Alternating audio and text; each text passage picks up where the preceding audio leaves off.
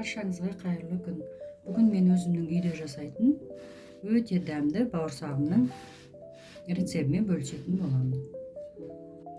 Алдыменен жылы сүтімізді құйып аламыз.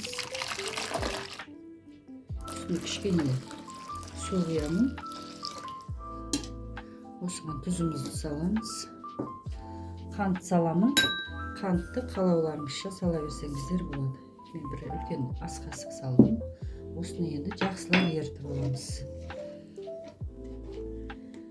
Бір қасық қаймақ салып жібердім. Қаламасаңыздар, салмасаңыздар да болады. Кішкене сұйық май құйып жібереміз. Көп емес.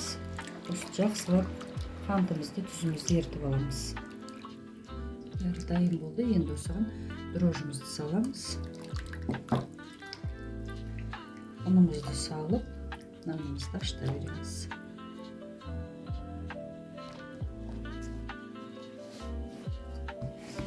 Нанымызды ашытып алдық.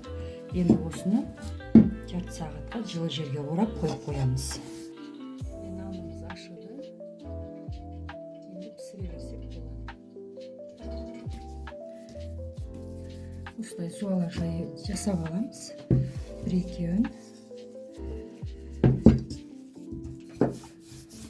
жасап алдық. Енді осыны жұқа қылмай жайып аламыз.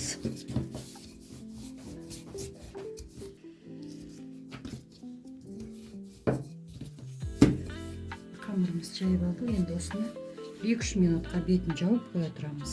Біздің қамырымыз дайын болды. Енді кесіп ала берсек болады. Кез келген нәрсемен мен осындай бір құрал тауып алдым үйден. Осымен кесіп аламыз. Қалауымызша кесе берсек болады.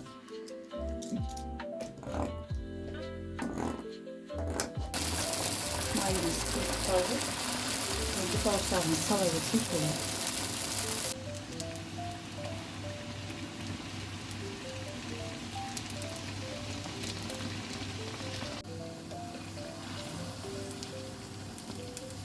Бауырсақтарымыз көтерілді. Келесі бет майлар қойдырып пісіріп ала берсек болады.